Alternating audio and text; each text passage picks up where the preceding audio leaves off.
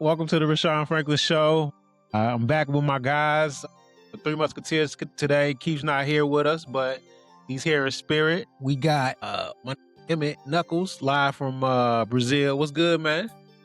Chilling, man. Just recovering from this bug, whatever it is, but doing all right. Yeah, got the whole family sick, huh? Yeah, everybody was in there going through it, sore throats, runny noses, trying to force feed a baby medicine. It's been fun times. Prayers to the family. Hope everybody get better.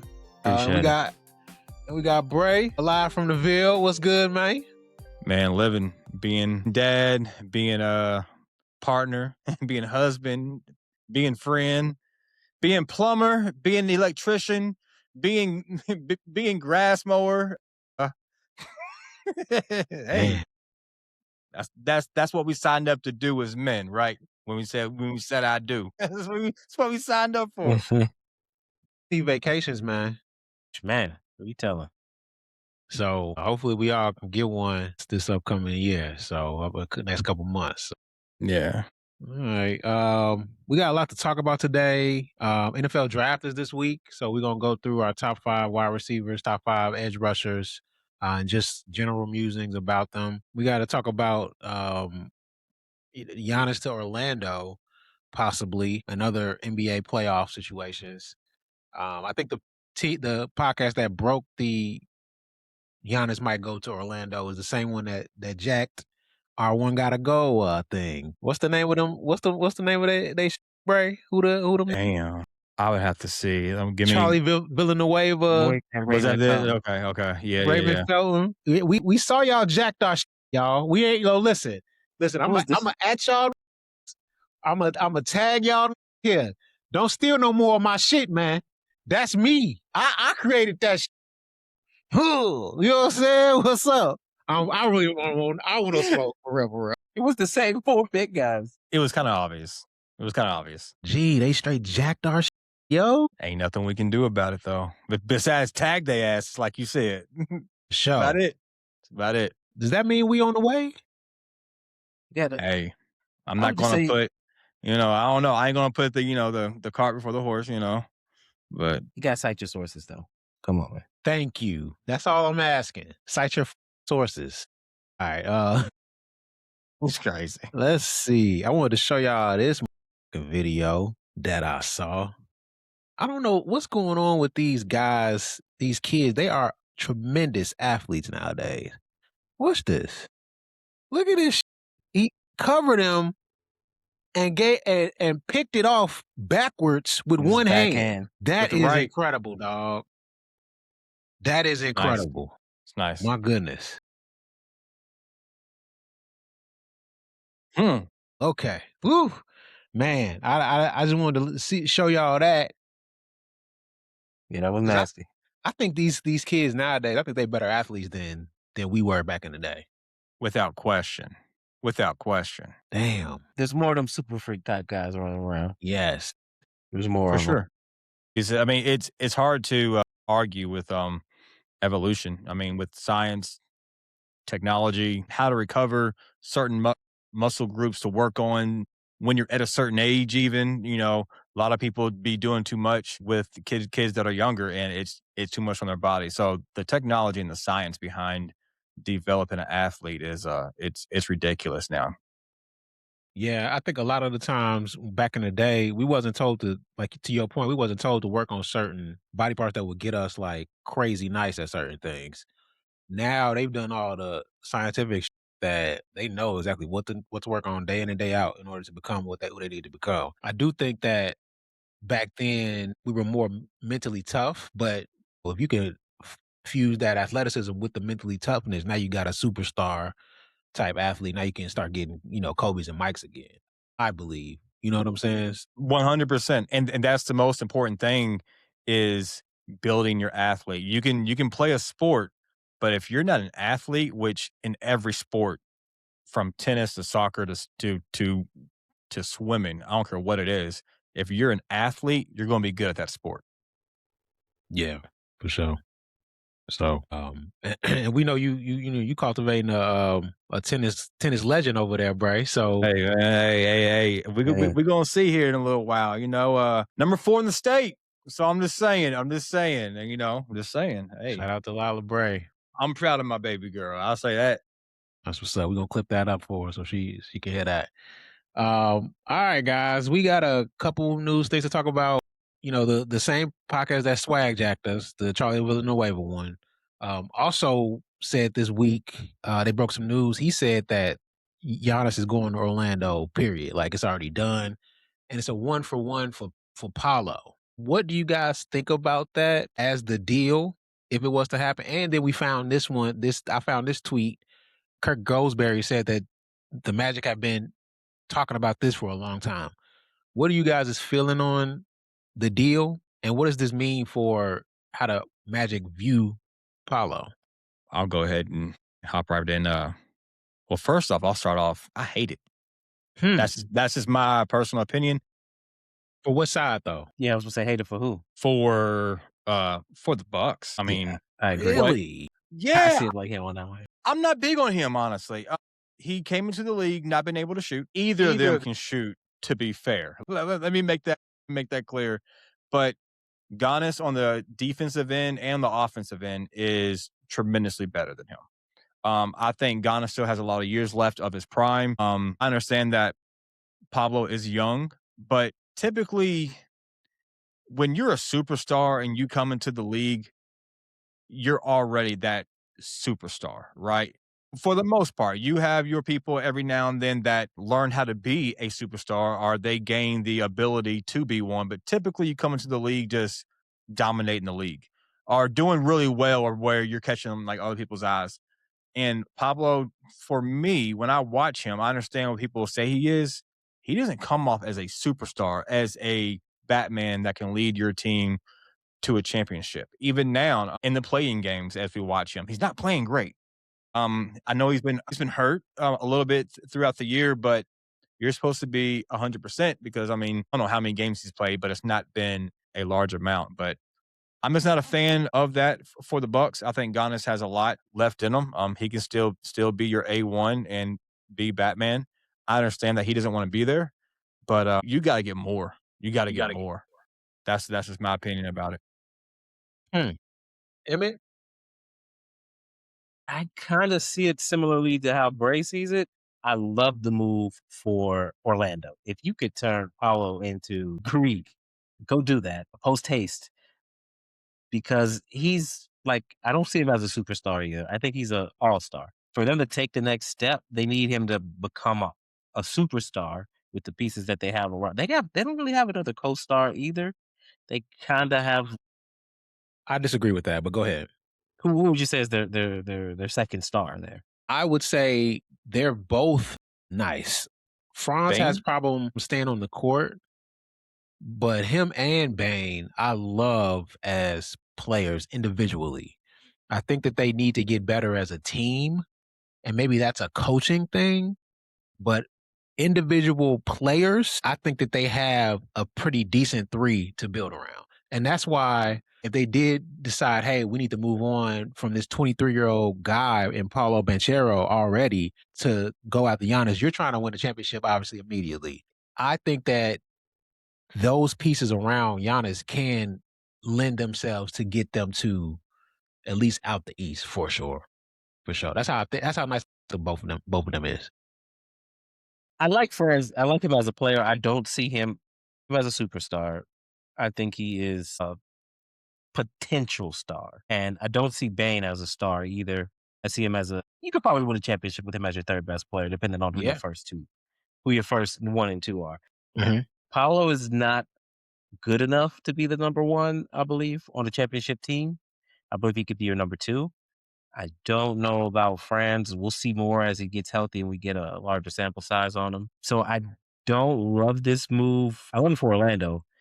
I don't love it for Milwaukee because then you basically become Orlando with worse parts around Paulo than he has in Orlando. That's not good enough what they have there. So then you take that and then you take it to Milwaukee and then you surround him with even worse pieces. And that's supposed to be the swap out for Greek. It's a tremendous drop down from Greek to Paolo. The gap is large between those two guys. So to me, I would rather just get a bunch of picks and some rookie contract guys or another young guy. I would rather that route than the superstar for quasi star swap. If I'm Milwaukee, I wouldn't be super interested in that deal. If they gave future picks as well, so Paulo and say like 2 future first for the freak of the week, you wouldn't do that? Because think about it from a Milwaukee standpoint. You get Paulo for Greek. So whatever you want to say about Paulo, he's a 23-year-old number 1 overall pick who has averaged, I can't pull up the numbers that fast, but averaged a pretty good bit in the league. So Got to now be you around have your 18 to 20 in. 18 to 20. Let me see what he did this year. He did 22, 8, and 5.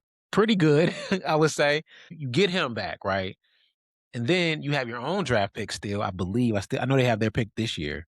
I don't know what they gave up for Dame.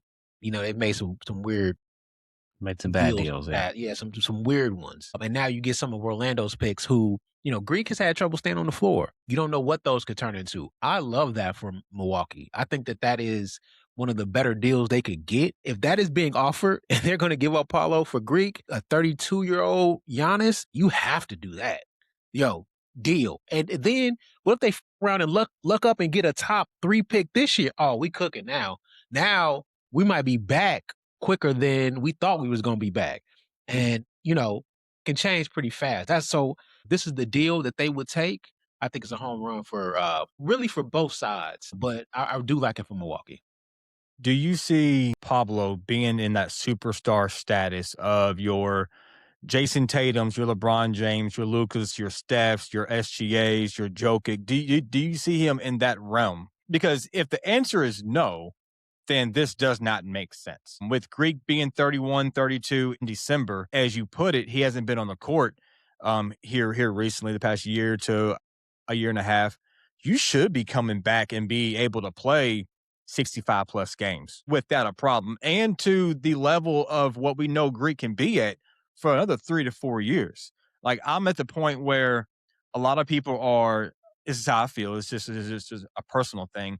A lot of the teams are like, okay, let me build from the ground up. Let me get all these picks and stuff like that. And then we'll turn these guys into your so called superstars and go win all these championships. That is extremely hard to do. It happened, I guess you could say, with OKC. That worked out for them. But typically, you don't see teams winning championships like that. That is very difficult to do, to build a team like that from the ground up. You have to have that number one superstar that is going to be like, okay, this guy is going to be in the Hall of Fame one day. And I don't see Pablo being in the Hall of Fame one day. I get it that he's 23. He's not even really in his prime yet. 25-ish is probably more your prime. I just don't know if he has that game in him. But Let me I could be push wrong. back real fast, because if you think about it from an OKC standpoint, they're trying to do something similar to what the Clippers gave up Shea for PG. I think that's what they're thinking. Like, hey, let's give up a guy in his 30s, probably on the downside of his career. You got to give up that 23 to 32. That's 10 years. I am of the belief nowadays youth makes you a lot better and able to win a championship more so than 30-year-old. That's just how I feel. And so you get Paulo, let's say you get top 3 in the draft, and that nigga becomes your number 1. Oh, now we got the duo set. You know what I'm saying? Like, so it's like, I do hear you, because like you said, with the analogy that you just gave about that number 3rd pick being your number 1, how lucky do you have to be to grab a superstar sure. that comes? I mean, that takes a lot. Like, you're banking on grabbing the next superstar out of the draft, being the 3rd overall pick or whatever the case may be. Yeah. That is tough. That's a lot of risk. That's a lot of ask. That's just not easy to do. I do understand your point. You got a whole bunch of young guys, they're able to run and get up and down the court. It's worked in the past. We've seen it do it with the Thunder back-to-back years. I get it. Let's try to make another Thunder over here. But I don't know. I think Orlando wins this deal if it happens, and I just don't see Pablo as being my Batman and me going to win a championship. Maybe I'm wrong, and they become a dynasty like OKC. I just don't see it. Yeah, it's tough. I just think that they have this is a huge upside deal. I think it's just a win-win for both sides. To me, I don't know if they have the picks because they gave up a lot of picks for Bang. So if they could finagle 2 first-round picks from somewhere, so, like, I would rather have Paolo as a centerpiece of my deal than Cat. Yeah, Yeah, I would agree with that. He might be the best centerpiece young player are gonna get. that you can net. He might be the That's best of what's available that's for fair. Giannis. Man, That's fair. Unless there's a team that can give me, like, 4 or 5 first-round picks, I would rather, like, award chance of first-round picks to Paolo, but if that's not on the table, then, you know, You definitely gotta get more than just player for player.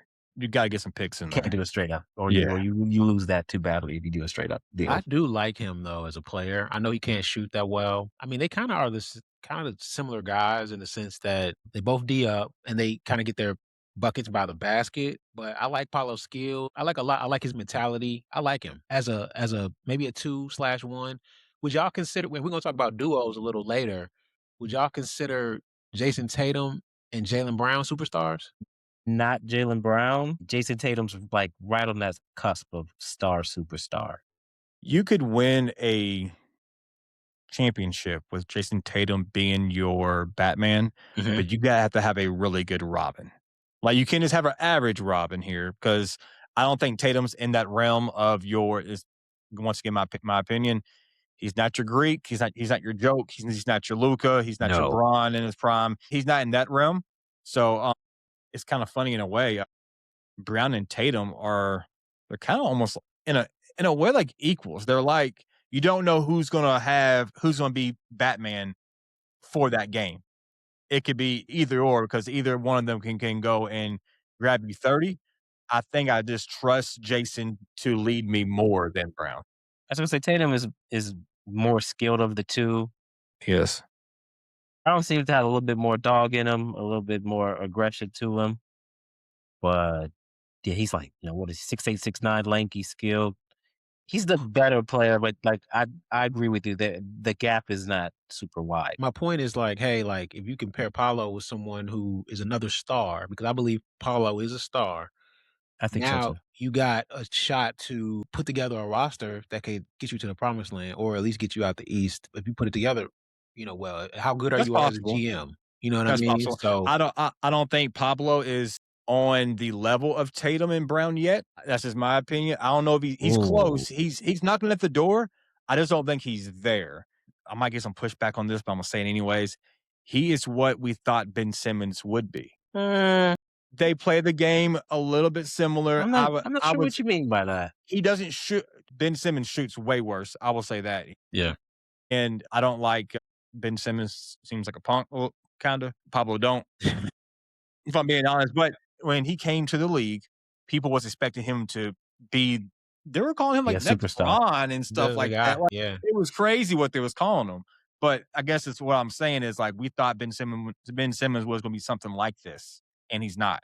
Or he wasn't at all. That I have no idea what happened to that kid. But in Yeah, he terms started of off so well. Yeah, I don't know what happened. talent, being able to dime, rebound, At run the 6'10"? run the off 6'10", Oh, hit the crazy. glass. You needed to be a dog, which is in here. You can't teach that, right? You teach that. And then you needed just an okay jumper, just that little 10-footer, and that's it. You've Yeah. been I don't fine. even think he necessarily even needed that. I've never seen a fall quite like he Pretty was like far an ascending superstar to, like, not even in the league. you don't even play him. I've never seen him fall. I don't know what happened to this to the kid. Damn. I don't really liken them together because to me, Paulo's like a 4 or 5 that can score and down a little bit, got post game, a little bit of shake to him, and Ben Simmons was kinda like a point forward that you would kinda really more so want playing the 1 and pushing it in transition. Diamond getting to the cup. They both disappointed in some regards, but I don't really liken them too much together because Paolo's still like a star level guy, Yes. whereas Ben Simmons, I don't know what happened. His back, I don't know, but he went from an ascending superstar to out the league. I don't know what happened. Yeah. I mean, in terms of like ceilings of duos, if Embiid didn't get hurt and he reached his ceiling, oh my God, we're talking some of the best, one of the better duos in NBA history. If they reached it, their ceiling. Embiid healthy, never got hurt. He's top 5 big man maybe ever. Oh my God. It's that type of thing. Yeah. He just always get hurt, but yeah. Right.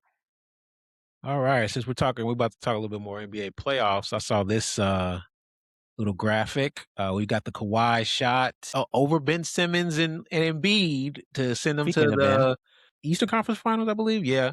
What? I can't recall. The LeBron block over Andre Iguodala in the 2016 NBA Finals. Dame shot over Paul George to send them to the next round. I forgot what. I think that was the semis to take them to the conference finals. And Chef Curry losing his mind. Was that game? I think it was 5 because 5. wasn't Clay Game game 6 when he went 6. off? Yeah, it was the Clay game 6. Yeah. God damn, them niggas was Yeah, like- nice. Oh my God. Okay, so out of these moments, if y'all had to pick one, that was the best. It's a LeBron block. I'm not even a big LeBron fan, but that block literally, I wouldn't say literally, but it definitely stopped them from winning a championship. Block on Iggy. Yeah. I'm gonna go with the Kawhi shot. Me too. It touched every part of the rim, but it went in. So, and it was crazy. Like he was falling out of bounds. It was. That shit was nuts. I'm going with the Kawhi shot. All right, we're gonna go with the Kawhi shot because so the Kawhi shot against the Sixers. I remember Embiid crying after that because they thought they were gonna win the title if they win that one. Kawhi and them go on to beat the Warriors, the KD Warriors. When he popped his Achilles. Yeah. At the end of that run, that was a hell of a year. And that was like kind of the culmination moment. The block by James. I mean, It's iconic. That might be like the best moment in NBA history. One of them. And the Dame shot was amazing too. That was he was like, yeah, the wave. But I was gonna pick the Kawhi one, but when Steph pulled up, hit that, and Andre Robinson's face, Raka, and then hit them with the goddamn, yo, that mother. We're gonna talk about the Warriors and that dynasty, boy. Them in their heyday, a problem. Very much so. For sure. Problem. One of the all-time great teams. Damn. Maybe number 2. Yeah, I would say. I mean, maybe the KD one. Maybe. I mean, they had 4 All-Stars. Who else? Sure. I agree with you. Put together 4 All-Stars. I'm definitely not going to disagree. They was probably the most loaded team ever. Yeah. No question. Yeah, that's true. In my mind, I don't even consider I know that's like a real thing, but it's almost not. Like if you got KD and you add KD to a 73 team, of course you're gonna win the title. Cool, fine, whatever. I agree. I kind of look For at sure. them pre-KD, post-KD, and then the back half, right? And that pre-KD team even still was like that was a good slot. Still. Problem. God damn, Clay and them and Dre, dog. I mean, in terms of trios, Yeah, I mean, yeah. I think that's. I can't think of one as talented. They might have went against the second or third best one in Kyrie, Bron, Love. That's a hell of a trio as well. Really is. KG, Paul Pierce, Ray Allen one was nice That's too. another one. Well, I mean, Bron, Duncan Parker, Ginobili. Yes. Bosh, Bron, Wade. God. So yeah, that may even be up there because that was like prime Bron. I forgot about that one for a second. Yeah. The tail end of the prime on Wade and prime Bosh. Yeah, they will fuck the league up today for sure. In this era, any of those trios we just named in their prime would fuck the league up. They would fuck the league up today. They wouldn't know what to do. Yeah. All right, cool. Now we were talking about duos. Well, we talking about trios. Now we talk about duos a little bit. I want you guys get you guys' opinion on the ranking of the current duos. My first thought, and I'll let you guys go. Some of these don't have what I would consider the second best player on the team. I would say Stephon Castle is the second best player on the Spurs, in my opinion. Mm-hmm. I would say that Embiid doesn't play, so Paul George is the second best player on that team, and I think that's it. Oh, and then you could argue Jalen Williams is the second best player on OKC. It's debatable. Yes. Where do you guys think of this ranking, and what would you change? I think we're in agreement. I know Bray probably is for sure. I think Nikola and Jamal are the top duo. Number 2, I would argue it's SGA and Williams instead of Chet, but I'm okay with the top 4 in terms of the teams. I would bump the Philly one down. Or even off? Because I feel like there might be a better duo out there. PG? Sorry, man. Come Love on, you. man. I like Maxey, but he ain't like crazy nice, but he can hoop. They're up too high. Yeah, they could probably come off the list. And Cade, I mean, I guess. No. Jalen Yeah. Duren, nice though. I think we'll see how good he is, during this playoff run. Yeah, we'll find out. He's real. I think you'll see how real he is coming soon. Does Brunson and Cat need to be higher here? They're in a I solid really need to spot. be. I think they probably really need to They're in be. a solid Yeah. spot. Okay. They're solid. I can't take them over Jalen and Tatum. Not taking them over Greek, and I agree with you. It shouldn't be Fox, but even if it were Fox, I'm still taking Wemby over. I'm still taking Wemby and De'Aaron Fox over Jalen Brunson and Cat. Mm-hmm. If I was ranking these 8, 1 is Denver. Jokic and Murray. I think that's pretty clear right now. 2, I'm not taking SGA and Jalen Williams or Chet. Just me personally, I like Tatum and Brown. Yes. Just a little bit more, if I'm being honest. They both have experience in the playoffs. They've been playing together for their entire careers together. They know each other, and they don't have as many pieces as OKC does. So, I mean, the bench and the rest of the team is better, but SGA and Jalen Williams, if that's the 2, I'm definitely switching that out. I'm probably bumping the Spurs to 4 and OKC to 3, and then the Celtics to 2. I like Jalen and Cat where they are. Mhm. Sixers, you need to come off. Donovan Mitchell, that's where they belong. God, they could almost bump off the Knicks. It's close. Yeah. No. I'm not a big fan of Cat. If I'm being honest, I would probably put Donovan Mitchell and Evan Mobley really at 5 and move the Knicks to 6, and then Detroit to 7. And then since Philly is not there at all, I would put them some other team probably at 8. Yeah. Yeah, Philly could come all the way off this list. The Knicks and Cavs is very close. If Cat was to play to his potential, me and Cat have a problem because I've lost so much money with you. You and me, we have a problem, and all these hand gestures but anyways, Cat, step it up, man. I seen you drop 70. I know you can hoop. Hoop. That's my list. I agree with you guys, but I'm kind of looking at this from a macro stance. We getting OKC versus Boston, I think, this year a year too late because they look like they're on another collision course. Mhm. But this Boston team is not as good as the one prior. And The one they had constructed previously, yes, for sure. They had And Porzingis. they had Porzingis. It's a huge and Drew Holiday. This is like just Yeah. a Yeah. huge Yeah. difference. But I think that Boston's gonna get there. And OKC just gonna whoop their ass. But not whoop their ass. I think they might like get them in 6, but that's just They're gonna seems go to like 6. what is gonna happen. It could go 5 or 6, only because I might like that duo better. But man, OKC is loaded, and they are deep, Rested roster. and everybody can hit the 3. Everybody plays defense. It's like Defend. Jalen and Tatum and scrubs. Yes. Derek White to me is a low key scrub.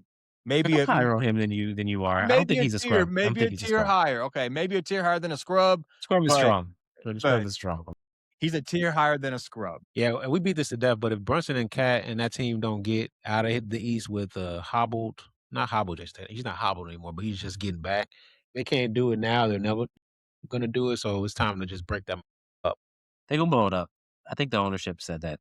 I think that there is a slight chance for them to get out. It's minuscule. I think they can get out though, possibly, depending on how that series falls. I think that's the Eastern Conference Finals for sure. Boston, New York. Yes. Now, can they get out? Well, no. I mean, whoever get out is food for OKC, but yeah, because Boston, like you guys said, they just don't have the roster depth to be able to stand up to OKC. That they have the star power to match stars with them, but then like OKC's really got like kind of 3 stars, and they got 3 stars and depth, and then Boston's got 2 stars and no depth. My bad. The They on the same Knicks. side of the bracket, so I think whoever gets out of that one is gonna go to the title game. So it's quintessentially the Eastern Conference Finals, even though it's not necessarily. Sure. Yeah. Yeah. No, I agree with that take. Whoever wins between those two will ultimately go to the NBA Finals. Money on Boston. I could see it go either way, but if I had to bet, I would bet on Boston I hear you. To beat the Knicks. to beat the Knicks and then losing like 5 games to OKC.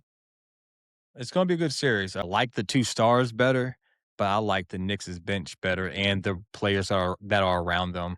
Mikal Bridges, OG, Clarkson off the bench. Yeah, yep, Mitchell Robinson. Better roster. Just those players alone are better than Derek White as your third best. And so I think the Knicks have a better chance of winning that series, but we will see. Yes, sir. And Jalen Brunson's a winner. I think at some point he's gonna get him a title. I don't know when it's gonna be, but he is a winner and he does figure out to get things done. Another question I have before we move on from this: if OKC has to pick between Chet and Jalen, I think we might have talked about this before. Who y'all picking? Quick, just a quick blurb. If I have to only pick one of the two, The books say one we of can't afford all 3. yeah, we can't afford all 3. It's easier to find another Jalen than it is a Yes. Chet. I was gonna say that too. It's easier The to skill find set is one. easy to replicate. Yeah, Even though I Chet's think Jalen is better, not by much. Yeah, I think Chet might be a better shooter. He's a better rebounder. And he's 6'11", 7 foot. 7 feet, Yeah, lanky, yeah. I go with block Chet. shots. It's a tough call. I would keep tough. Chet just because it's hard to find a 7-footer that can do everything he could do. You're better off trying to find another 6'9" guy, 6'8", 6'9" guy that can do it with Jalen. Yeah, I agree. I would keep Chet, but some of the times, some of these guys want to leave and get their own team. Like if they go back to back, there's not much more to prove. I think Chet might want his own squad. Trade me out of here. Let me get my own squad. Let me show that I am one of these guys because he's never going to get that with SGA on that team. And Jalen is more apt to be a number 2. He's got that personality to be a number 2. I think Chet might want to be the guy somewhere. Do you think he can be the guy somewhere? Absolutely. Really? So he's Being like number 1 on a contender? Yes. I think he's a number 2, but I could be wrong. he hasn't showed me number 1. I get that it's hard to do that when you have SGA and Jalen. That's fair. And I mean, you're talking about another like Jokic type player. You would have to. I'm not saying you got to be that great, but to be a 7-footer, you got to bring a lot to the table. Like Jokic, I'm able to score. I can rebound. I can pass. I mean, I can do it all. You're asking Chet to do it all. Mhm. It's rare you see someone that's a 7-footer like that. That's your number 1. That's my Batman. You're gonna go win me a championship. I mean, essentially, you're being like, "Hey, be like Wemby." That's tough. You get to get out of OKC and get your own team. Chicago would trade our entire existence. Whatever. Oh yeah, for sure. Whatever. I just don't know if he can You do could it. have the Sears Tower if you wanted. He's I gonna don't know, get I what don't he know if wants. he's that type of guy though. There's guys where I go like, where you see like, yeah, for sure he's gonna want to take the reins. For sure, he's not gonna be comfortable as the number 3, number 2. He's gonna want to go be the number 1. I don't know. I don't know if that kid is that makeup. I think he would be okay in a secondary role. He would be content in that secondary role, I believe. But I could be wrong. He might be one of those guys that wants to show. He's young. I mean, if you go back to back or three-peat, what else you got to prove? I think you at that point, your inner circle might be like, let's go get our own team. Let's see what we can do. You're never gonna get to where you go in historic way Yeah. in the NBA. Sure. Yeah, you're not going to be able to get into the Hall of Fame if that's what you want to do one day if you're staying with SGA. Yeah.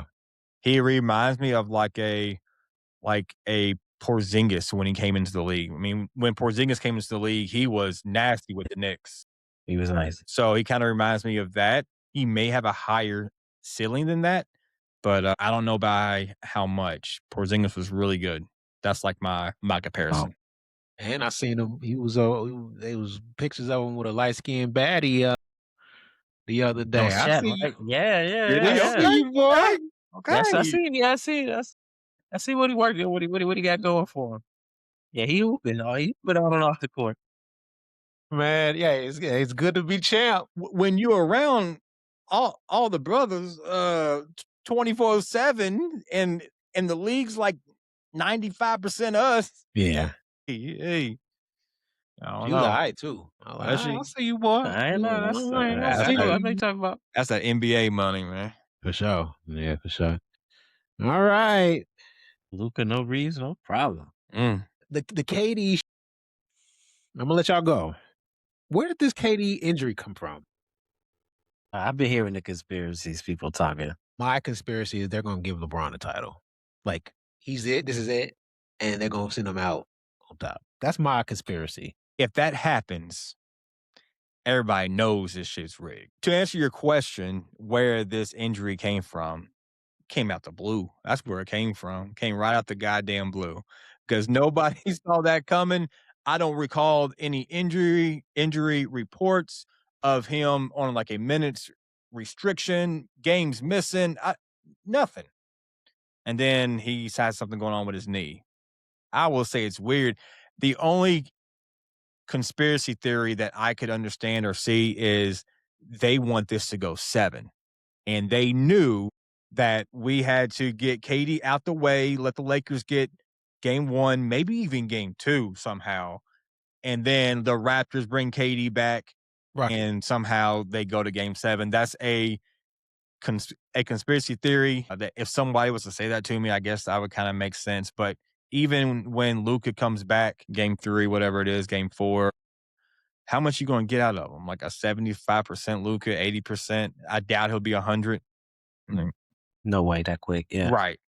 And then Reeves, I don't think he is coming back in this series. I don't believe so. I haven't heard anything, but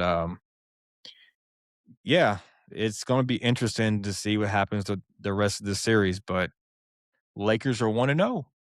Good start. What you think, Em? Man, this one, looking at that game, I can see why KD was tweeting crazy about these guys on his burner. Yo, they suck. Well, KD, they Men are nice bad. though. Men nice.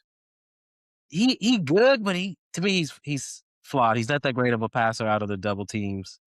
And then man up with DeAndre Ayton was able to pretty much guard him very well, actually. Talking about the center that's supposed to be their Oh, you best talking about player. Sengun.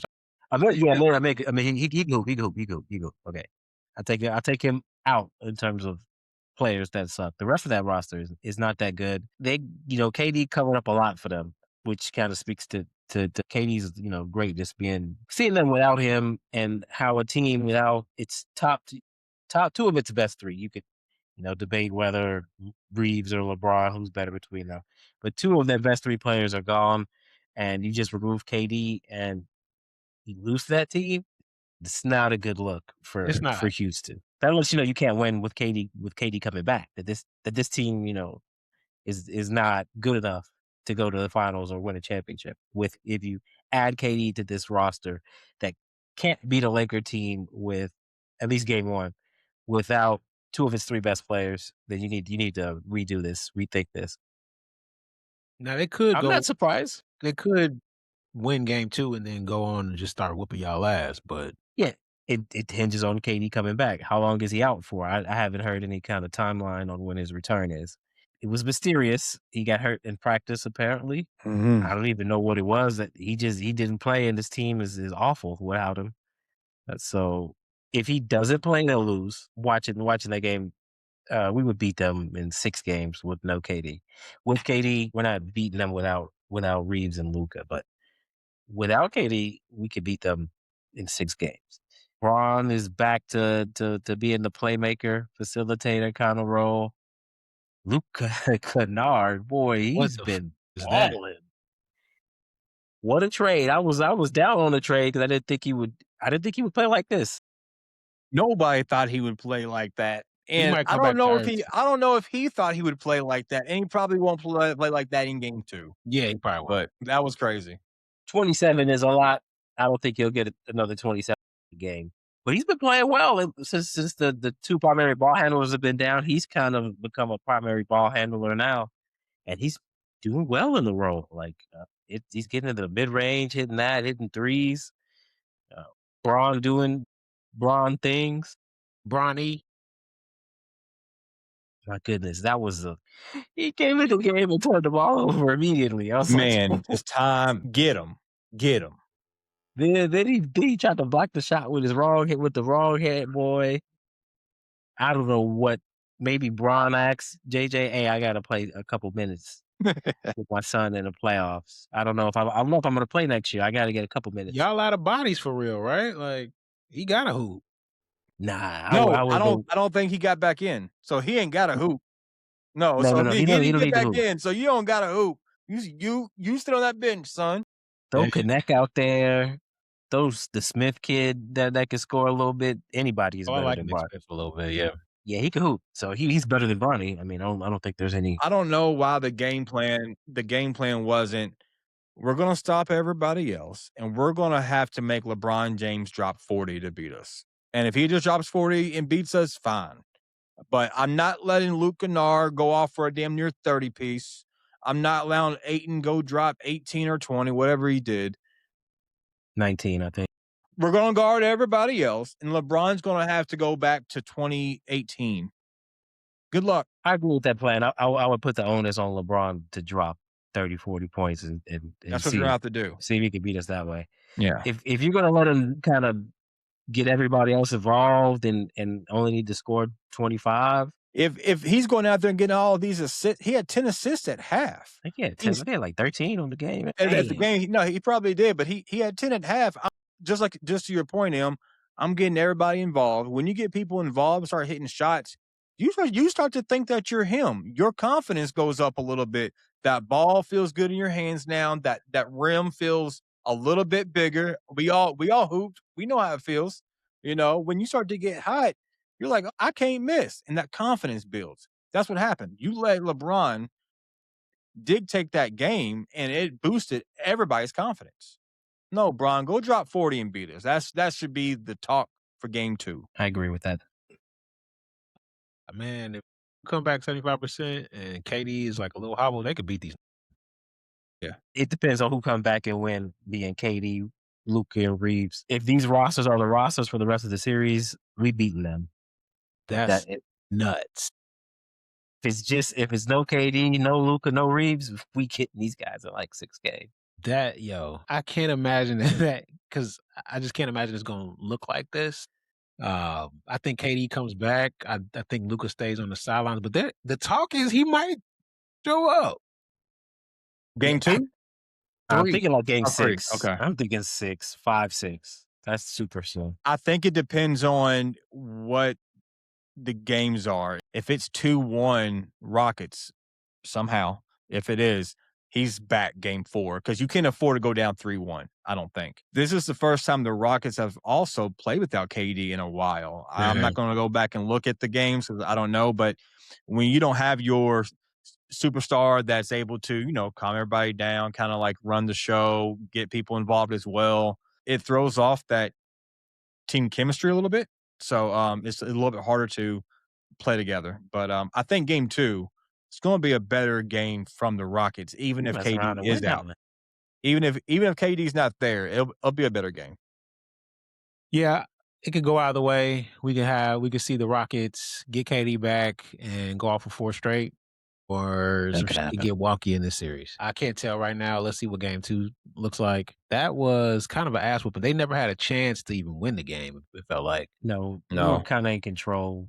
Yeah. They made a little run at the end of the second half, and then after that, we were in control of the game, the rest of the game. The Rockets are way more talented than y'all, so I'm not sure what the fuck is going on here. They need to figure that out. So, all right. Looks like Golden State Warriors got bounced by the Suns. Suns are in the AC. They'll play. Well, they just got the ass whooped by OKC earlier today. Yeah. That's going to be a sweep. But this kind of signals the end. These niggas hugging like this kind of signals the end of this whole thing, the end of the Golden State era. Seems like Steve Kerr's going to move on from the organization. Hopefully, he's a bull and comes and runs our front Nice. office. That would be amazing for everybody involved. I think pretty easy job for him, and we get someone who actually knows how to do stuff. And has won in the past. So if this is the end, and it looks like it, where does the Warriors go from here? And just kind of reflect on who they were. Man, they had a hell of a run. I guess the 3 that are still remaining, the 2 players and the coach. Some of the greatest teams that we've ever seen assembled there with KD. They had some good championship runs when it was just the 3, Draymond, Steph, and Clay. And they even got one after KD left. You can't really ask for a better run than what these guys had there at Golden State. It's just come to an end, like all things. The players are older. The coach looks like he doesn't really want to coach anymore. It kind of gives me that vibe. He said he's not coaching nowhere else, Yeah, I did. which I can see. I can see he doesn't want to coach. I can see him not wanting to coach anywhere else. The grind. Mhm. I see the front office. The Bulls make sense. He played there. He's been in the front office role before. Yep. Highly successful. I could see that happening. I think it is. I think it's the end. Like they need to break this up. Yeah, it's over. I think everybody kind of knew. I mean, it is. It's over. I mean, everybody kind of knew that probably at the beginning of the season. Like this is their last run together. Even with a healthy Jimmy Butler, I think they have a chance to get to the finals. No way. But I forgot even Jimmy was on his team. I forgot he tore his ACL, but go ahead. Sorry. Maybe. Yeah. I mean, No shot, but okay. playoff Jimmy, and then No way. a healthy Steph. Too old. They're too Oh old, no, man. I like my Warriors, man. I like them. But yeah, it's the end. One hell of a run, like Emmett said. Definitely top 3, top 4 runs of an NBA team. Probably. I mean, it was crazy. They seemed unbeatable, and then you had KD come join them, and then there was just it wasn't even fair anymore. But they will definitely be remembered as one of the best dynasties, some of the greatest players, and it seemed to happen in our era, if that makes sense, which was kind of really dope to see. But it sucks. It's almost one of those things. It's like you sit back and think about it, and you think about Bron and Steph and KD and Dre, and I mean all the older heads. And you're like, man, these guys are going to be gone Yep. soon. Yeah. And I was listening to a podcast, and a guy had said it, and I kind of agree with him. LeBron clearly had a better career than Steph. I think everybody will agree that he's the better player than Steph. But it seemed like I enjoyed watching Steph more than Bron. Whoa, I would not go there. That's hey, I I don't think have that it's takeaway hey, either. hey, I'm sorry. That's how I feel. It seemed like he was more entertaining. Like I What? said, hey, clip it then. There'll be some crazy step takes. But You're not alone. Sam hey, Steph has got a conversation for enjoy GOAT watching and him. all that. I think on the podcast I listened to, the example he was talking about though was people can relate a lot more to Steph than a guy that is 6'8", 6'9", that moves like a freaking train. I mean, people can't really relate to that. So people kind of saw themselves as this, 6'2", 6'3" type guy that made it. And I think that's kind of what his point was on that podcast. But That's anyways, great dynasty. It's going to be sad to see him go. So it's calling Steph the GOAT. No. yeah. I There's clearly good said talk for Steph. LeBron There has is. had a better career by far. I won't say by far, but it's definitely better. He's the better player than Steph. Steph is, I don't know if Steph makes the top 10. If he does, it's right there at the bottom. LeBron has a legit 2. Some people say 3. That's fine. But LeBron, he's in the argument for 1, but I'm putting him at 2. So I clearly think that LeBron is better if Steph can't even crack the top 10 and Bron's sitting at 2. All I was saying was when Steph played the game, he was very entertaining. He was, I don't know. For sure. He brought that deep ball, the flash of the game. Not saying Bron didn't have it as well. Of course he had it, but with Steph, it was, we never seen anything like that. That Steph GOAT talk, though. He's not the GOAT. Sorry. There are people saying that he is, but it's crazy. It's crazy. Niggas take that point that you just made, Bray, about him being very entertaining and him being relatable, which I agree with most of it, and then kind of say, like, because of all that, plus he's the greatest shooter ever, he's the best player of all time. And that's hogwash. I just can't give that merit at all. Like, what are we talking about? What are we doing? Just stop. 100% agree with you. He's not in my GOAT conversation. He's like I said, I'm not sure if he's in my top 10. If he is, he's right there at 9, maybe 8, but that's even tough. We'll do a top 10 all time. I have to think on that. I have to think on that. I have to think on it. I don't think he is, but I'd have to go through. I don't know if the top. No, I mean, I get the point. Steph is, more relatable in terms of even a person, the way he is on a personal level, and then his game. You can't dunk, so they, you know what I'm saying. Like, so okay, if I could get in the gym and work on my tray ball and start hitting threes, I'm not gonna wake up and be 6'9", 260 freak athlete. Right. But who was more fun to watch? It's, to me, not particularly close. Not even close, man. Like, prime LeBron was, like, phenomenal to watch. Are losing their minds. That recency bias like crazy. Like, when he was in Cleveland by himself against that Detroit team and he scored, like, the last 30 or something. That was crazy. That was Do crazy. y'all remember when – no, but Steph had some crazy moments too. But do y'all remember when LeBron was playing the Wizards? It was like a regular season game. Oh, my God. You remember this? That fadeaway bank 3 for game? That was – he hit it. But let me say this. Dog. That might have been one of the luckiest shots I've ever seen in my life. I don't care what he meant to do. That's fair. But you banked a fadeaway 3, a pass from Kevin, a full court pass from Kevin Love. You catch it, you do a spin and fade away out of bounds and bank the 3 in for a game. You had to have a perfect pass. You had to make sure that your size 15 didn't land on the damn line. Like, a lot of shit had to go right. And then you bank it in. Amazing shot. Great luck. Could the 16 Warriors, the 73 and 9 Warriors, beat the 2012 Miami Heat in a 7? It'd be a series. It'd be a series. I don't know. Iguodala is there. He's like that fourth, like, make a difference guy to play defense. It's what I'm asking is if Bron was a little younger. I think he was probably, well, no, I think 2016 Bron is like, if not the peak Bron, we're coming on the downside, but, really good. I'm basically asking if Bosh and Wade with him, well, he already beat them with Kyrie. Kyrie and then Kevin Love. Maybe that's I would tend to think he would beat him, but it could go either way. Yeah. Yeah, but man, what a fun era of basketball. To your point, Brad, I think that these were our Bulls. These guys were our Bulls, basically. We were coming of age, and they were becoming who they became. So, yeah, what a run! Shout out to all of them. I didn't particularly like it when KD was on the team because it just it made it unfair.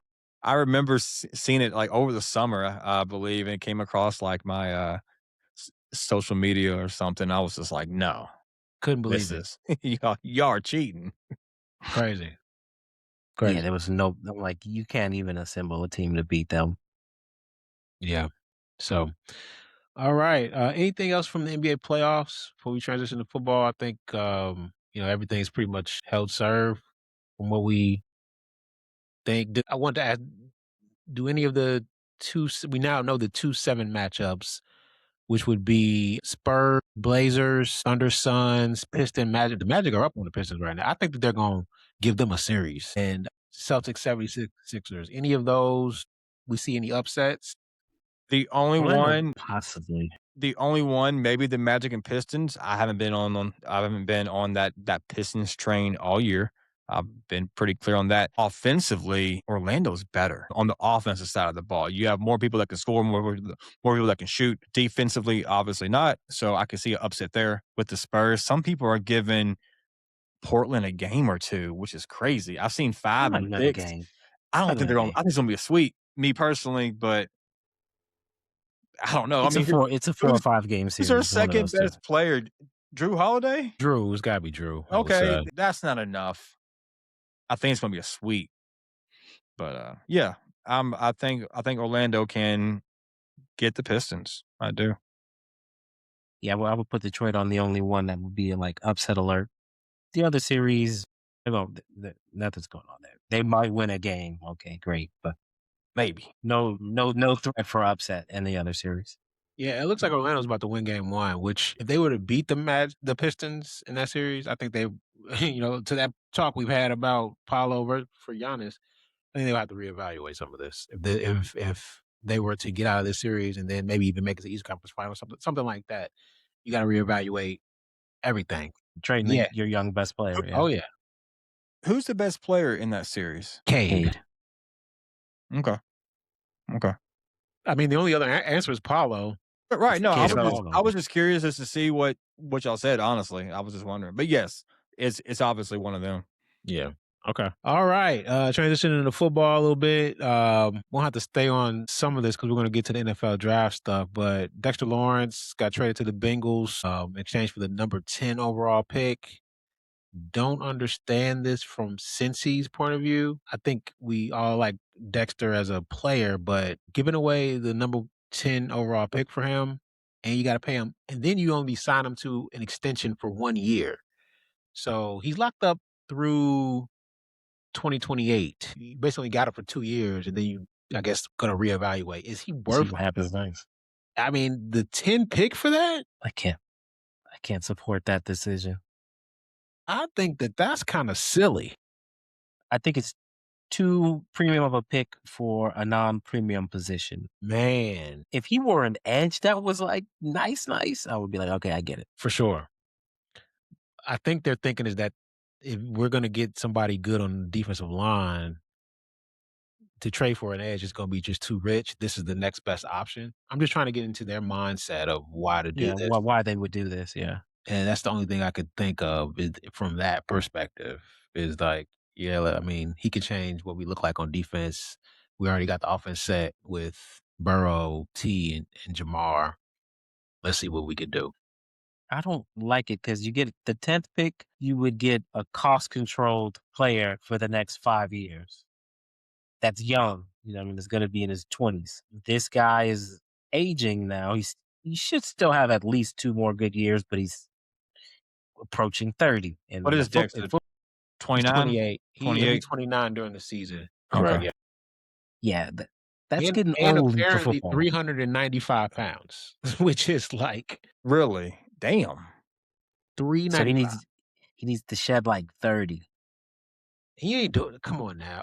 Yo, come on. He just got paid. I'm not losing weight after I got paid. I'm not either. I feel you.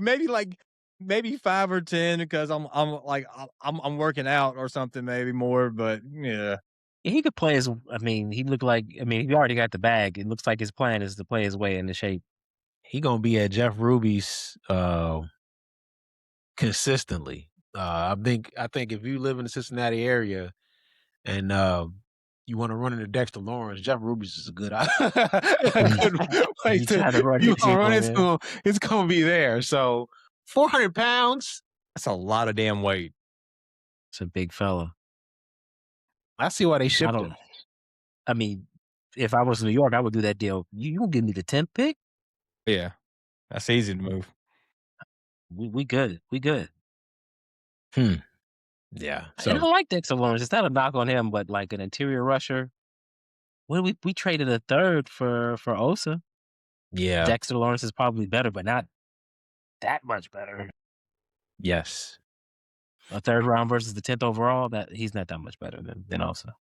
Yeah. So don't know what's happening there, but the Bengals are gonna Bengal. I saw this graphic. Just wanted to talk about it a little bit. Best wide receiver drafted every round since 2000. That was interesting. Yeah. So we got round 1 Megatron, round 2 Devontae, Cooper Kupp. All these guys at their peak were like, arguably the best wide receiver in the league. So Pretty good. Yeah. Brandon Marshall, Machine Marshall, man, when he was with him and Alshon with Jay, Prime Brandon Marshall was a problem. Very. whoa, we was nice, son. Damn. Shout out to Machine Marshall, Tyreek 5th, best wide receivers I've laid eyes on in the 6th round. Antonio Brown's Hall of Fame case, because of the off the field, is going to be interesting. He's up for the Hall of Fame soon. He should, in theory, He ain't getting in. Get in. he's getting He ain't in. Not first ballot. I mean, He should be a first ballot Hall of Famer, dog. they take it to consideration off All the that. field. Yeah. Yeah. So Like he's, And it ain't no Marshall telling what stuff. he's going to do with that speech. There's no telling. he's a wild dude. He's off the hinges. Yeah, he gonna have to wait. Damn. He's Damn, nice. I'm not baby. saying on the field he's not a first ballot Hall of Famer. I'm saying in his totality, he gonna have to wait.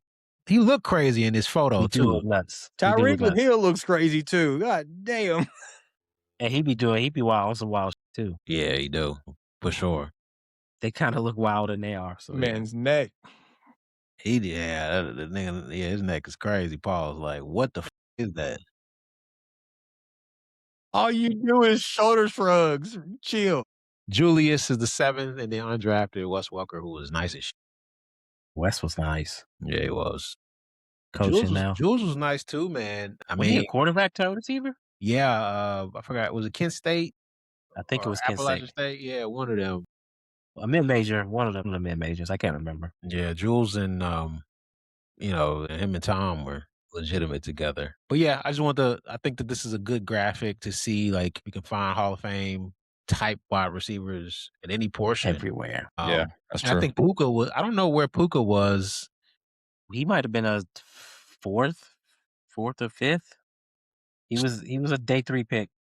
Yeah, I want to say 6th, and he's not touching AB, Yeah. so he can't be on this. But you can find these guys late is the reason I brought this up. But shout out. I think all these guys would be in the Hall of Fame at some point. Cooper Kupp? Yes, Super Bowl MVP, Cooper Kupp. One of the better. Brandon Marshall? Okay, maybe not Yeah, Brandon. that one's iffy. I love Brandon, so it's Tyreek like, Hill. I don't think there's a whole bunch of okay, maybe I'm tripping.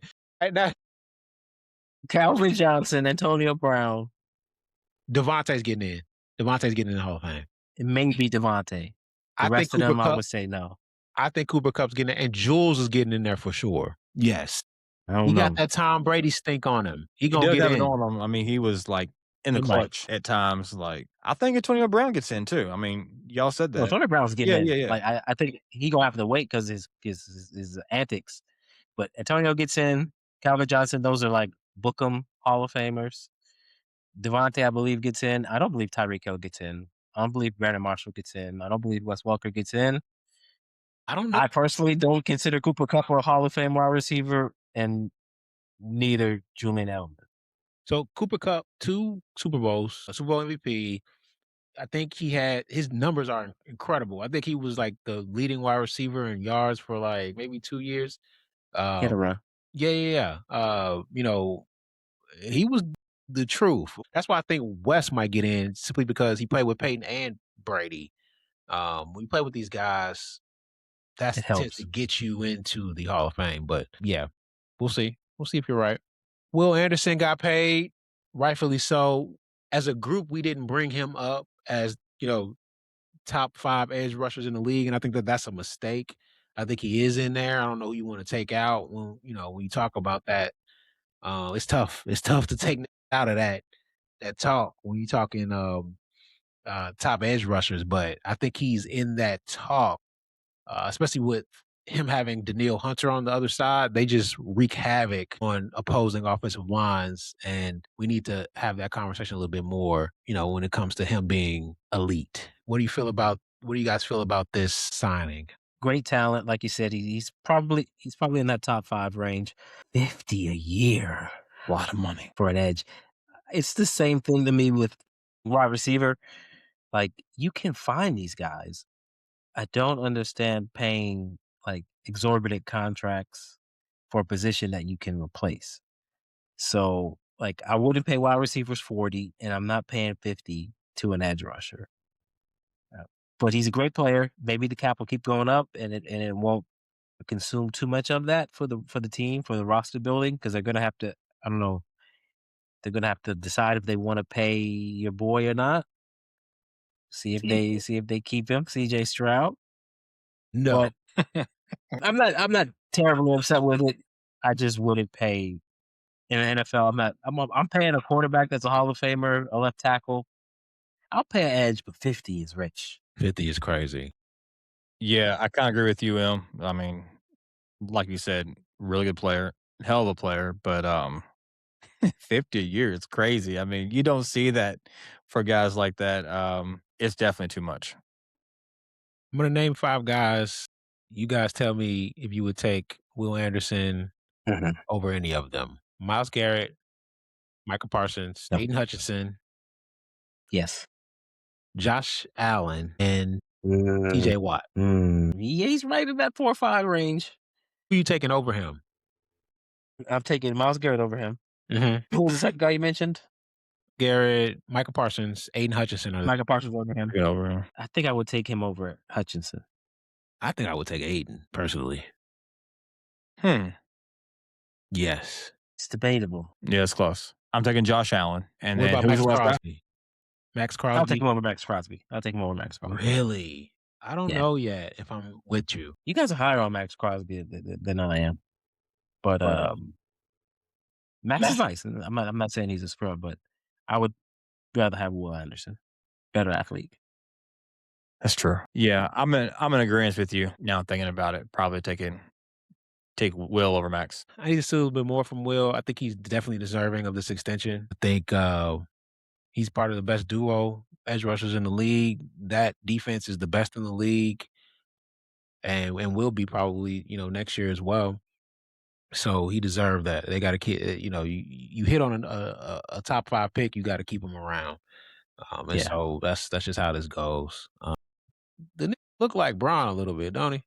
He do like a little Bronny. bit, a little like Bronny. Yeah, like an older version. He looked more like Bronny than Brown. Yeah, I would agree. Weird. Weird. Interesting. But he do like him and Bronny could be brothers though. For sure. We could just talk about our top 5 edge rushers. M, you want to go? I've got my 5. I got my 5 for the draft. Yeah. We'll do top 5 wide receivers, and then we'll get out of here. That'll work. So I'll start us off with the top 5 that I got to come out of this draft. I'll go 1 to 5. Number 1, I think he feels like the consensus number 1 now that we get closer to the draft. But David Bailey out of Texas Tech, to me, he was the best edge rusher that I watched out of everybody in this draft class. I think you got a surefire double digit sack guy. Much safer pick. We kind of talked about it a little bit before the show started. A safer pick than the Indiana QB. If I were Las Vegas, it would be a consideration of taking this kid and getting a surefire blue chipper, and then moving back up at the bottom of the first round to get another quarterback. But David Bailey, to me, certified blue chipper, best edge rusher in the draft. Number 2, I went with Ruben Bain Jr. out of Miami. He doesn't have the traits you really look for in terms of like the long arms that you really like from a pass rusher to be able to keep offensive linemen at bay. But there have been short arm guys that have been able to have success. So he's stocky, kind of low to the ground. He's got the bend and kind of everything else you need. high production guy. Should be pretty solid against the run too. I think he's going to be the second best edge rusher out of this class. Freak athlete. 3, he is. 3 might be a surprise for you. I'm going with Zion Young out of Missouri. Wow. He's not Alden Smith, but I remember watching Alden and from when we drafted him. Is it just because he's wearing Mizzou colors? No, it's the build, it's the body type and the Got long you. arms. It looks like he might be able to even rush a little bit from the interior. He's not Alden Smith. I'm not saying that he's Alden Smith, just saying watching him kind of reminded me of him in terms of the long arm, 6'6" edge rusher. Got the bend, got the strength, and some speed. I think he can even stand up, play 3-4 edge or hand in the ground 4-3 DN. I think he could do both. Number 4, I'm going with Arvell Reese at OSU. He's not a pure pass rusher. I don't really see a lot of moves. I don't see a lot of great hand technique, but he's a freak athlete. He's probably one of the best athletes in the entire draft. I think he can learn how to rush the passer, but he's definitely a 3-4 outside linebacker that rushes, I think, standing up most of the time. I don't think he can play 4-3 end. I don't think he has the weight for that. But I think he'll bulk up a little bit and learn a couple pass rush moves and be a pretty good, effective outside linebacker. And then at 5, I went with Romeo Height out of Texas Tech. The guy on the opposite guy. Yeah. the other end of Bailey. They had a ferocious duo. Miami also has another guy that's He's good on on the my other edge list. too. Yes. He's right, like, to me, this draft is about the depth because the difference between the 3rd, 4th guy is not that there's not that big of It's a gap not. between 6, 7. Yeah. So anybody could really fit out of the next 4 or 5 edge rushers. Anybody can make an argument for who should be 5, in my opinion. But I went with Romeo Height out of Texas Tech. That team was loaded on defense. They got a good linebacker, a safety, 2 edge rushers that are premium. I like him more as a stand-up rusher, either as in that 5-man defensive line rushing there or a 3-4 outside linebacker. But I like him standing up and rushing. That's my fifth best edge rusher in this draft, in a draft that has a lot of them. Yeah, they do. I really like Zion Young. He didn't make my top 5, but he's very violent at the point of attack. I can see why you like him. Like you said, there's not a lot of difference between like 3, 4, 5. That all these guys are good. I think from the Bears perspective, we need a guy that can kind of, rush the pass that's, consistently being able to rush the pass. So I will hope we take a guy at 25, one of these guys, because there's so many, one of them got to slip. So we should have a pretty good option at 25. I'm gonna go do my 5, and then we'll go from there. My number 5 is Keldrick Falk from Auburn. Positionally versatile. He's a 5 tech with pass rushing skills. You can kind of put him at the traditional 5 tech, or you can kind of kick him outside. He's like a throwback 5 tech to me, but he's, a little bit more bendy, can kind of come off the edge and, or play at the run. He's got a lot. I really liked him. My number 4 is Cassius Howell out of Texas A&M. He seemed like the quickest, fastest prospect I saw rushing the passer. He's got a high ceiling, elite bend, and I like to see him incorporate a little bit more pass rush moves, but he should be able to continue to run past people at the NFL level like he did in college. So I think from day one, he's going to be able to just get off the ball and go get the quarterback holds the ball too much. I think he's going to be able to go get him from day one. So he's number 4. He should be. All these guys should have the capability to be early 2nd round picks or 1st round picks. They're that good. My number 3 is actually Ruben Bain. I think that he is a DT, an edge rusher in a DT's body. Elite bend and quickness for a man that size. So that means you can kind of put him at every technique on the defensive line, and that's why he's trending to be the 2nd guy edge rusher taken, because he's so versatile. You have these versatile pieces like Kyle Hamilton, and I'm going to the safeties, but like guys that you can play on every part of the football field. They just give you you never know what these guys are going to line up, and he's one of those guys. So that's why he's going to be a top 10 top 5 pick. He's that good. But man, I don't give a about the short arms. This guy's he's the real deal. My number 2 is actually his teammate, Akeem. He reminds me of Cameron Wake, and I want you guys, if you listening to this, go put on the tape of both of them. They're both 6'3", they're both 275, and they both can really just put their hand in the ground and go get the quarterback. Shout out to Jason Taylor, who is the defensive line coach at Miami. He has gotten these guys ready to go. But with Messidor, he jumps off the page in both the run and the screen off at the run and the pass. He's great. He's great sifting through the mess and finding the quarterback. This kid is legitimate. If he's there at 25, I think we should get him, but he's got elite quickness and elite strength. Definitely a first round pick. I got him at number 2. And number 1 is David Bailey. Should be the number 1 pick in the draft.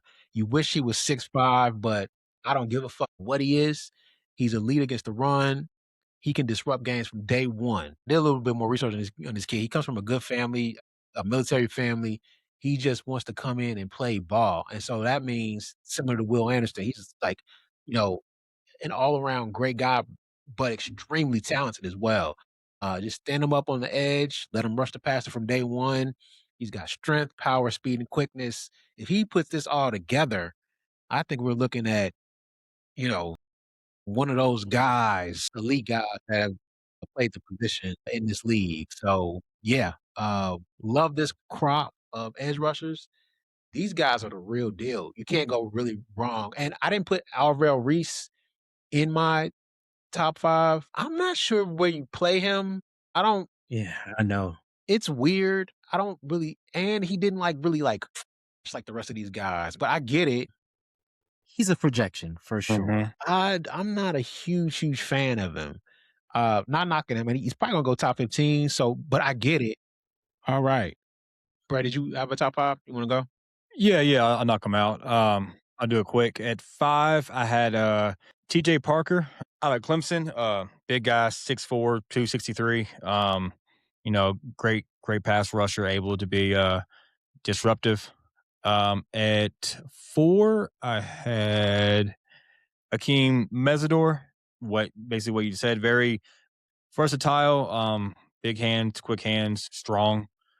At 3, I had Kendrick Falk, very powerful defender, elite runner as well. I think he'll be one of the really good pass rushers that is a little underrated. 2, I have Ruben Bain. I think Emmett, did you mention him? Yeah, I had him too. Yeah, I had Too? him too as well. Okay. Yep.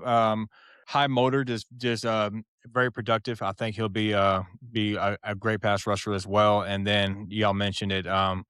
David Bailey probably go 1.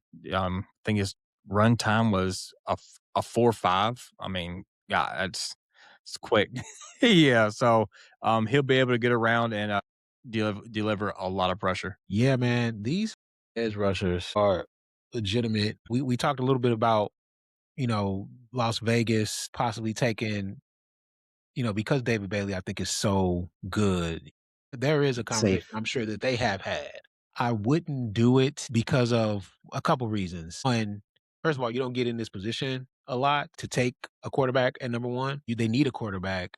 If you were to trade down or take Bailey and then trade up, I don't really love this class of QB, right? So it would be a risk.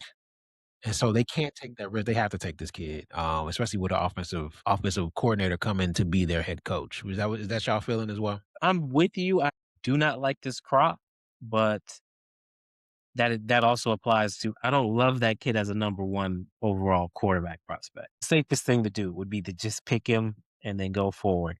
So to me, you got Kirk Cousins who can start for you immediately.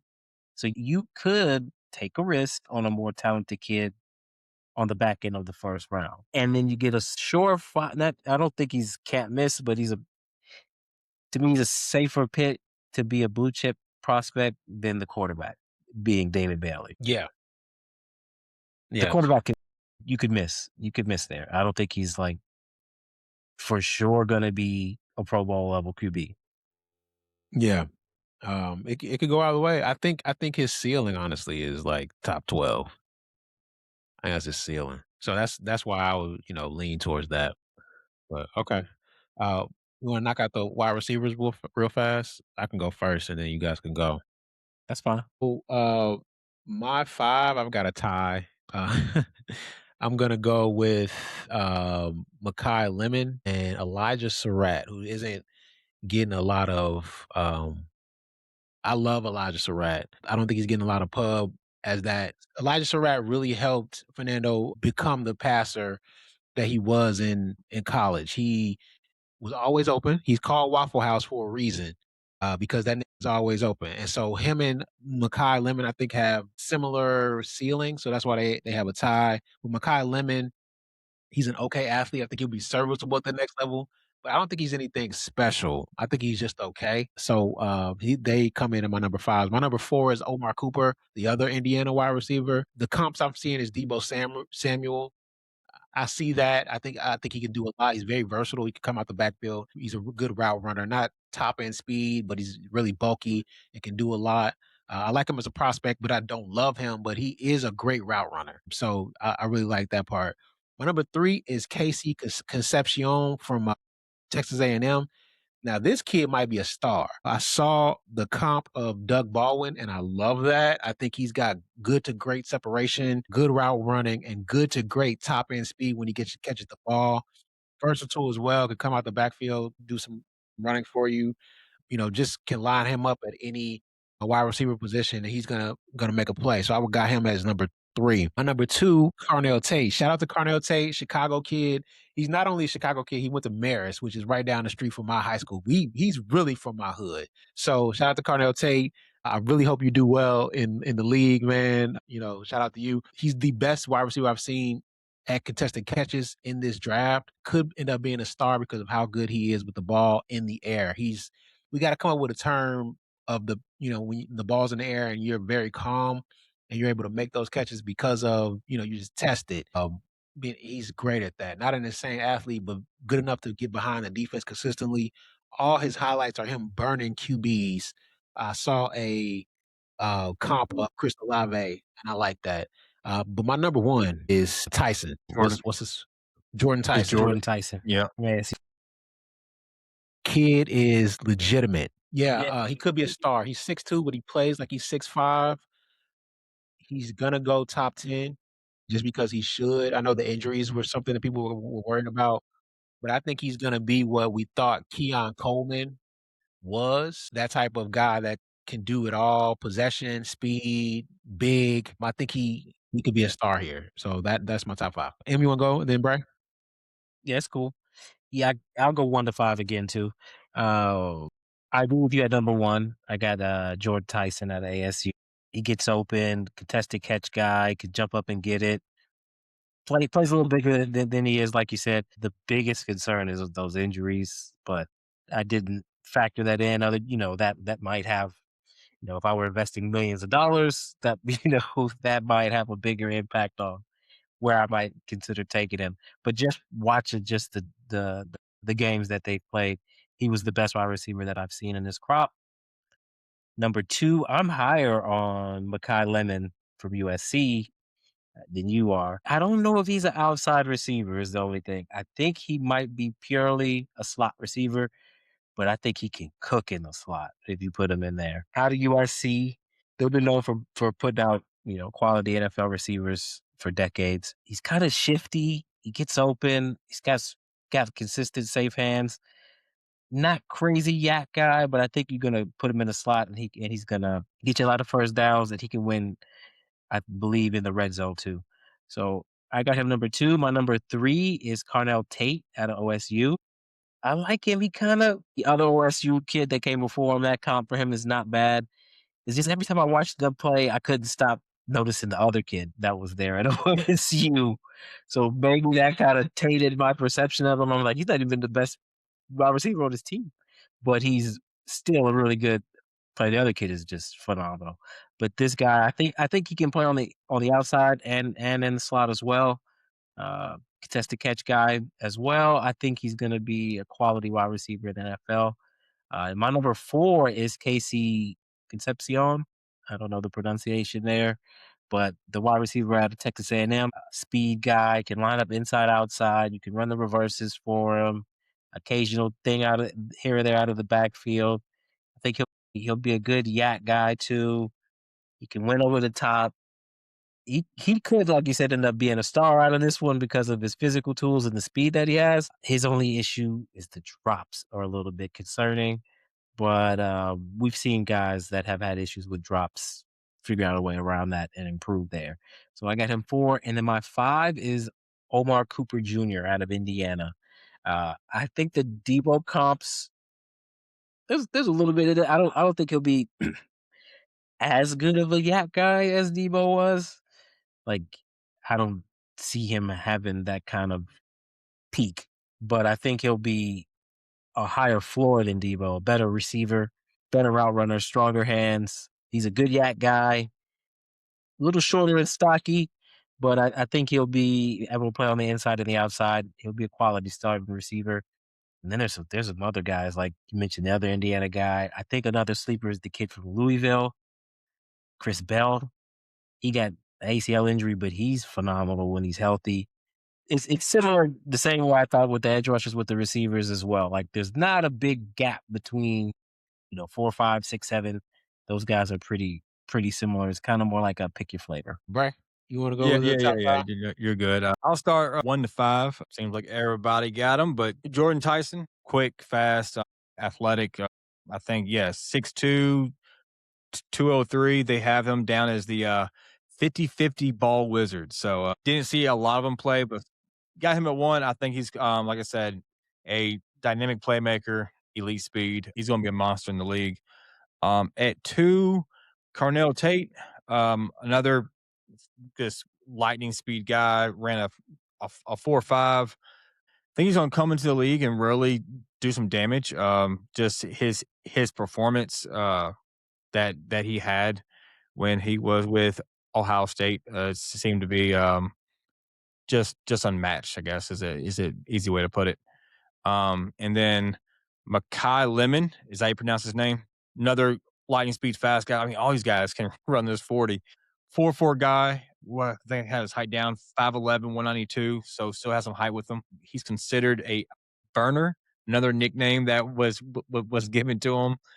But to say his playing style is strong, and he is very, very quick off the line. Next at 4, Zachariah Branch, lightning speed, and very like probably the best athlete. 340, 38-inch vertical. I mean, that's insane. I'd like to see him to be a little bit taller. He's 5'9", 177. I got him at 4. Like I said, I wish he was a little bit taller, but with that vertical jump and that speed, I think he'll be fine.